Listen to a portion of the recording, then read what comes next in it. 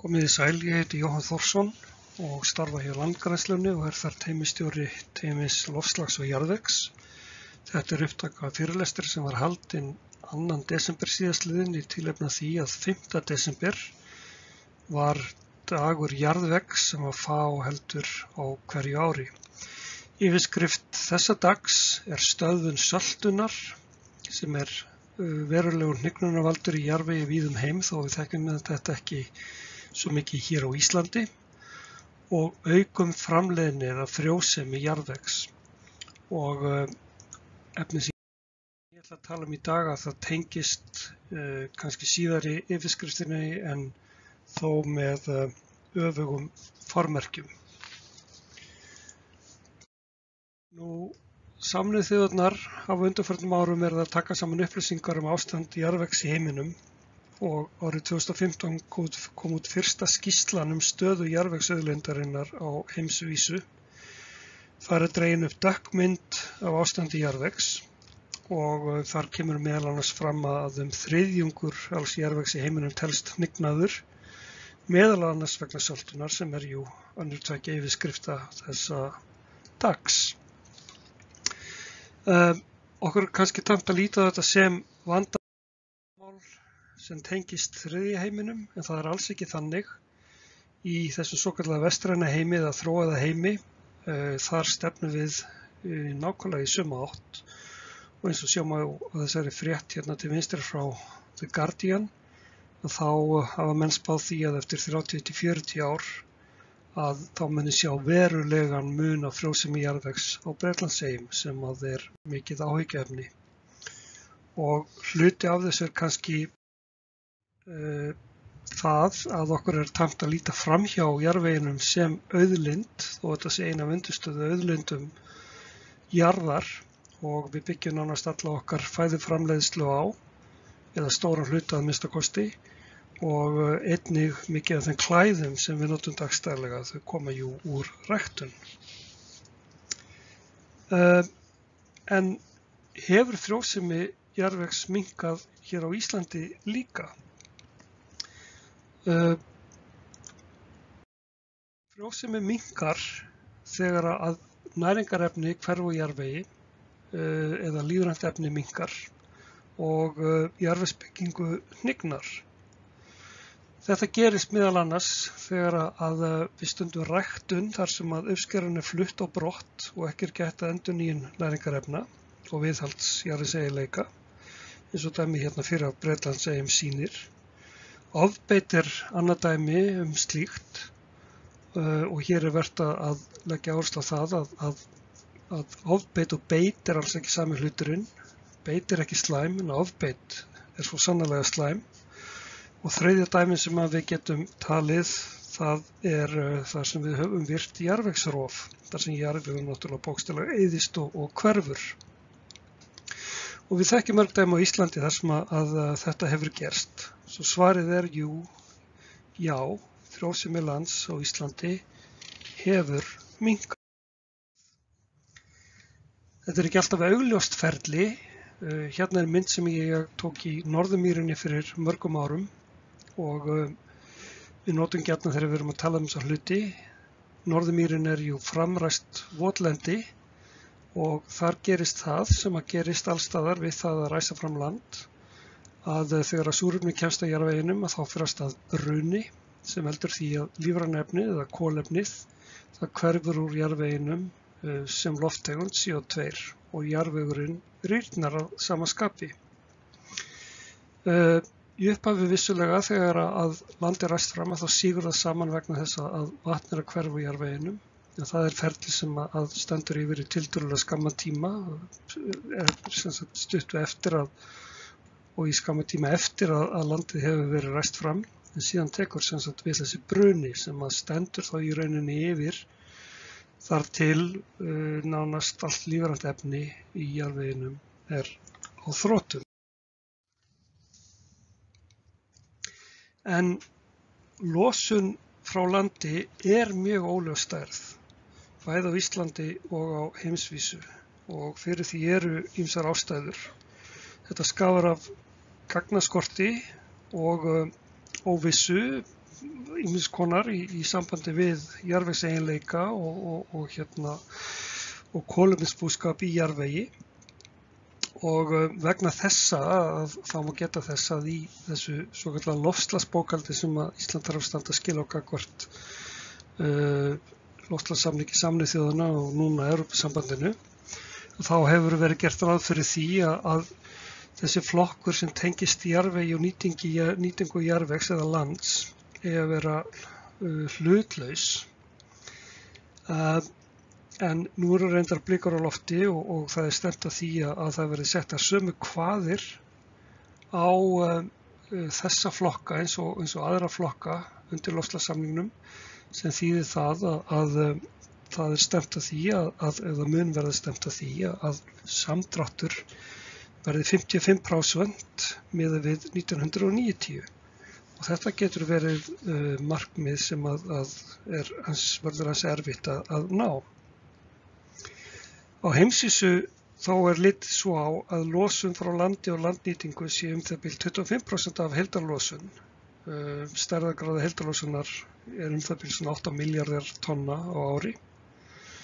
En á Íslandi er þetta sennilega mun hærra eins og við eigum eftir að sjá. Og ef að fólk hefur kynnt sér loftslagsbókhaldið þá sjá menn að losun frá svokallaða graslendi eða landflokknum graslendi er afar mikið. Það stafar af því að framræst land það færist sjálfkrafa inn í þennan graslendisflokk. Þannig að þessi mikla losun sem við sjáum í dag frá graslendi er sem sagt vegna framræslu. En hvað er hins vegar raunverulega losna frá þessu þurrlend okkar eða því sem við kannski köllum mólend alla jafna, hvað það er mikið, það er ekki eins ljóst, en það eru hins vegar teikn það að þetta getur verið allveruleg losun frá þeirri landgerð.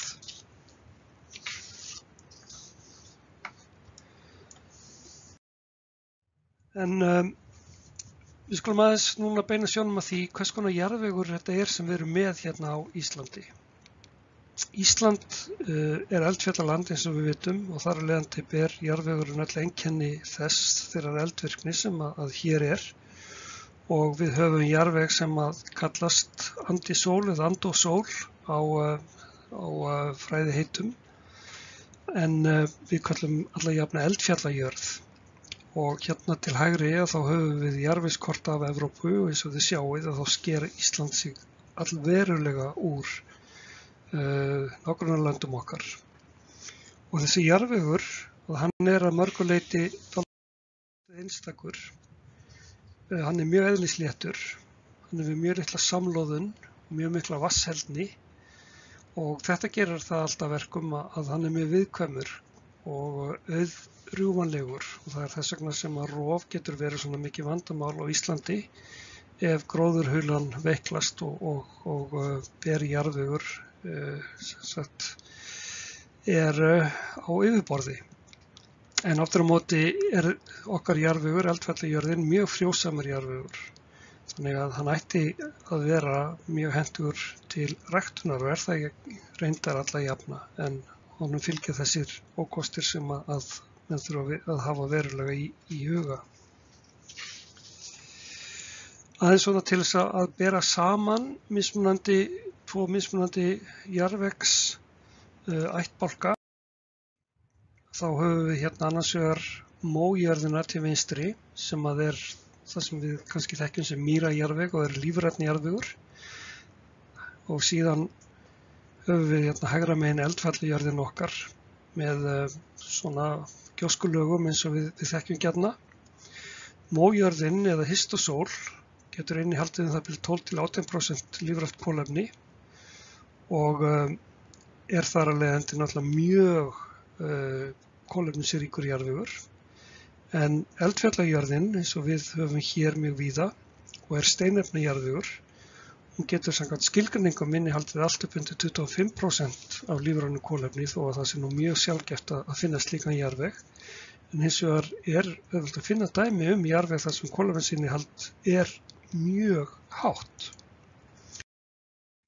Og sem dæmi slíkan jarðveg að þá er ástæða til þess að beina sjónunum að þeim gamla jarðvegi sem við eigum til hér á Íslandi og við finnum gjarna undir gamlu birkiskógunum okkar. Sumir af þessu birkiskógum hafa sennilega þraukað allt frá landnámi og er stundum vísað til sem frumskógar Íslands. Menn hafa mælt kolefni í jarðvegi undir svona birki og þá kemur í ljós að það getur innihaldið allt upp undir 18% kolefni sem alveg gríðarlega mikið. Þetta það bil 1/5 af jarðveginum sem þá í raun og veru lífrænt kolefni og hérna á myndinni sem að hérna til hægri að þar einmitt sýnt svæði þar sem að jarðvegssýni voru tekin sem innihéldu 18% kolefni. Þetta kannski skógur sem að okkur finnst kannski ekki mikið til koma en samt sem áður að þetta eru einstök vistkerfi og kolefnisforðinn sem að er að finna á þessum svæðum er mun meiri heldur en við gerum okkur kannski grein fyrir alla jafna.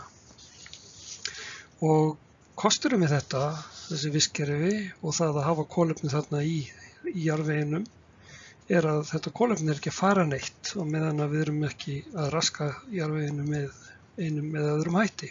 Það er bara þarna og geymist og safnast reyndar saman.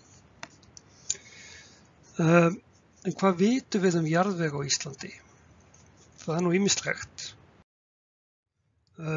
Bestu upplýsingarnar sem við höfum kolefni í jarðvegi þær hafa verið unnar upp úr jarðvegskortinu sem að Landbúnaðarháskólinn hefur verið að þróa síðustu 20 ár, leyfi ég mér að segja. Og eins og við sjáum hérna á þessu korti að þá eru ákveðnar jarðvegstegundir ríkjandi í mismunandi landshlutum sem þýðir það náttúrulega líka leið að það eru mjög mismunandi nýtingamöguleikar í þessum mismunandi landshlutum. En við eigum því miður ekki ennþá kort sem sýnir nýtingarmöguleika lands.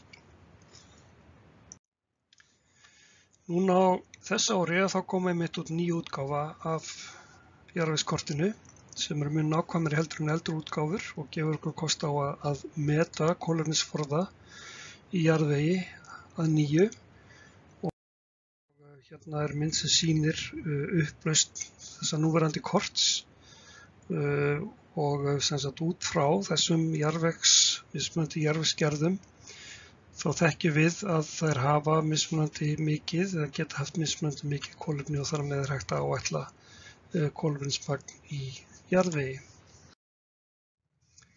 Og þetta hefur verið nýtt með ýmsum hætti og í útgáfu Ólafs Arnalds og Jóns Guðmundssonar frá árinu 2020 eða síðasta ári að þar að finna tilgáttukort kolefni í íslenskum jarðvegi. Þetta er gróft tilgáttukort en sýnir mögulega dreifingu kolefnis eftir landshlutum og það sem að vekur náttúrulega eftirtekt er það að elstu hlutar Íslands, þar sem við höfum í einmitt þroskaðasta jarðveginn á Austurlandi og Vesturlandi, að þar er að finna miklu meira af kolefni í jarðvegi heldur en á yngri svæðum.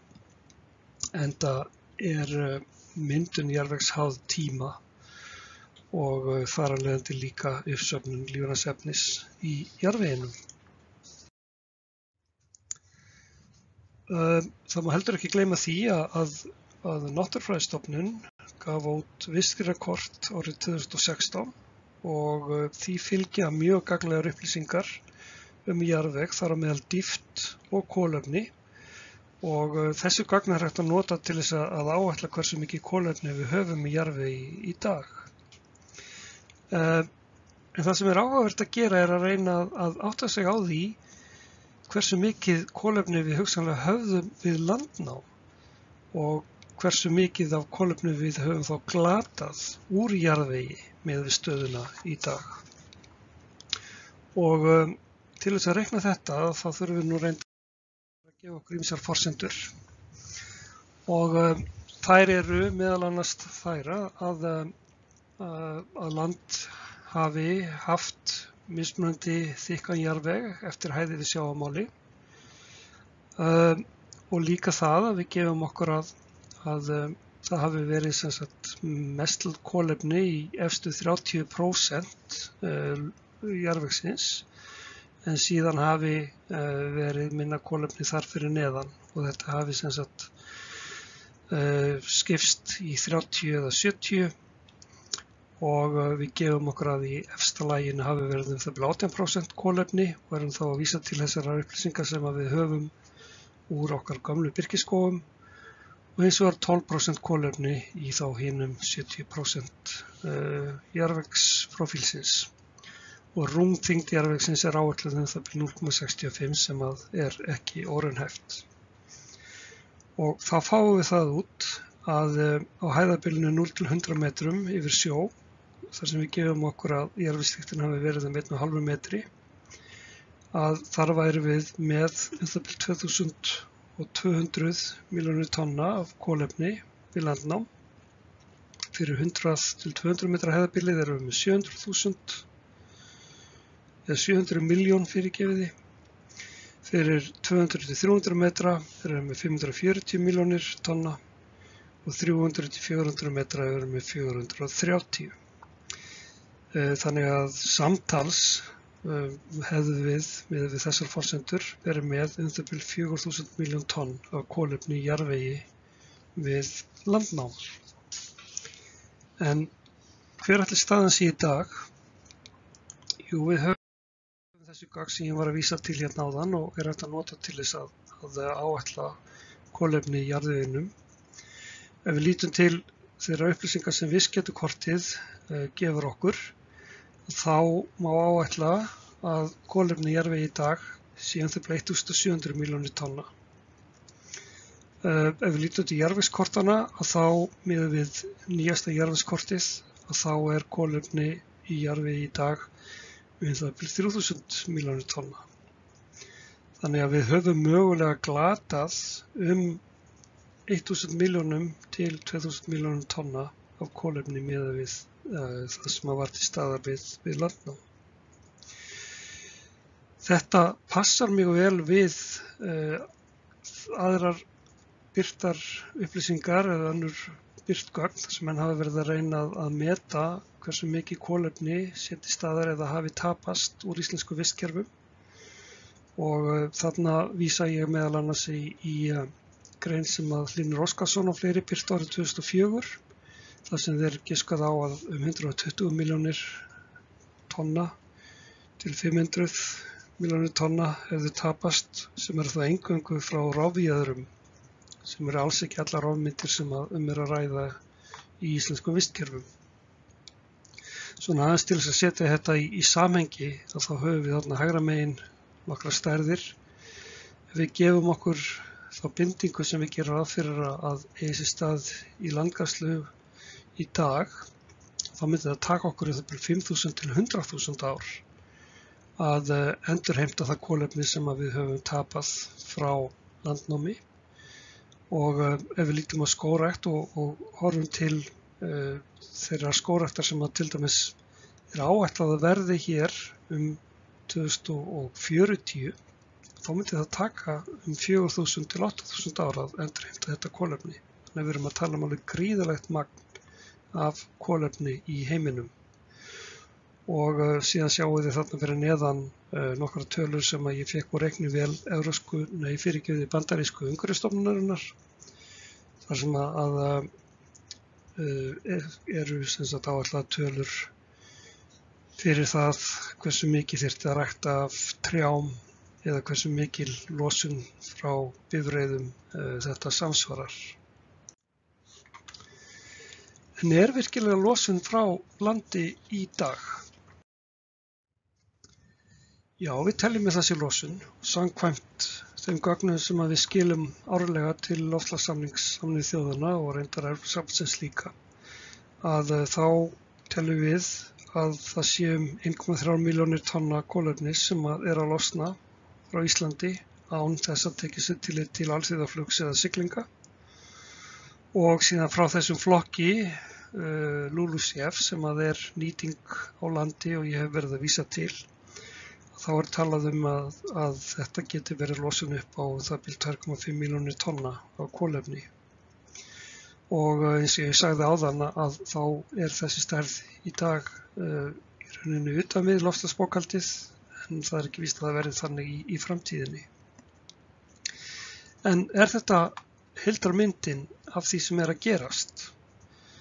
Það er ekki víst að það sé þannig. Í dag þá áætlum við að losun frá framræstu landi sem að eins og ég sagði áðan er þá talin til graslendis sé það bil 2,3 milljónir tonna af kolefni á ári. Þetta er ekki nema lítill hluti sögunar, menn hafa verið að reyna að áætla hversu mikið af kolefni það er sem er að losna frá þurrlendi eða svo kallað mólendi okkar. Og það hefur verið áætlað einhvers staðar á bilinu frá 300.000 upp í 2 milljónir tonna af kolefni á ári. Og ég vek athygli á því að hérna erum við að tala um kolefni en ekki CO2 sem er kannski stærðareiningi sem að menn eru alla jafna að sjá þessar stærðir gefnar upp í. Já, það er sem sagt svona mikil losun frá landi og það er ljóst að landnýting hefur verulega áhrif á þessa losun og það er augljóslega óásættanlegt að búa við þá óvissu að vita ekki með betri vissu hversu mikil losun það er sem á sér stað frá landi á hverju ári. Og vegna þessa að þá er núna verið að vinna að því að setjast að verkefni þar sem að við munum mæla losun frá þurrlendi á næstu árum og þetta verkefni hófst á síðasta ári og eins og við sjáum hérna þá er búið að setja upp mælipunkta á Suðurlandi og Vesturlandi og þeim verður fjölgað á næsta ári og í framhaldi af því að þá mun vonandi fást gleggri mynd af því hvað er að gerast í þessum þurrlendisvistkerfum sem að við höfum hér á Íslandi. Það er nú að koma að lokum þessa erindis en mig langaði aðeins til þess að ljúka þessu með því að fjalla svolítið kolefnishringrásirnar og hvernig jarðvegur skiptir okkur máli þar. Það er þannig að jarðvegur geymir hvað stærsta hluta kolefnis af þeim kolefnisgeymum sem að jörðin hefur að geyma í dag. Og þið sjáu þarna á töflunni niðri til vinstri að þá er jarðvegur að geyma það bil 1500 til 2400 gigatonn af kolefni. Og í sífrera þar fyrir utan að þá erum við kannski með 1700 gigatonna kolefni. Þetta eru gríðarlega háar tölur og það sem skiptir okkur raun og veru máli í þessu er að þetta kolefni sem er bundið í jarðveginum er stöðugt kolefni. Þetta er sem sagt ekki kolefni sem er hluti af þessari virku lífhringrás þar sem að við höfum lífverur þar á meðal gróður sem er jú sífellt að binda kolefni en líka eilíflega losa það líka þegar að lífverur rotna eða deyja og rotna og það er í raun og veru bara spurning hvers eðlis þessar lífverur eru, hvort við erum að tala um tré eða dýr, hvað þetta kolefni er lengi bundið í þeirra lifandi vef. Þegar að þessar lífverur deyja þá losnar þetta kolefni aftur og fer út í hringrásina. En það kolefni sem að binst í jarðvegi, meðal annars og sérstaklega fyrir tilverknað gróðurs, alls gróðurs, að það er í raun og veru kolefni sem að er búið að binda varanlega með tilliti til líftíma þess. Og þannig má segja að við séum búin að taka það kolefni út úr þessari kolefnishringrás sem að okkur hefur tekist að umturna vegna þess að það sem að við höfum gert núna á síðustu 2 öldum er að við erum farin að nota kolefni sem að alla jafna er bundið í því sem við getum kallað hæga kolefnishringrásinn sem að er í raun og veru tengt svona jarðsögulegu tímatali og þá er ég náttúrulega að vísa til jarðefnaeldsneytis sem við erum farin að nýta okkur og þar með er það orðin hluti af þessari hröðu kolefnishringrás sem að við alla jafna hrærumst í dag frá degi. En þetta kolefni að það bætist á við það sem að er á ferðinni í þessari hröðu kolefnishringrás. Og eina leiðin fyrir okkur til þess að ná því út úr henni er í raun og veru að binda kolefnið í jarðvegi. Það er þess vegna sem það skiptir okkur svona miklu máli að binda kolefni í jarðvegi. Og það gerum við einfallega með því að vera með öflugan gróður. Það er hann sem bindur kolefnið í jarðveginn. Takk fyrir.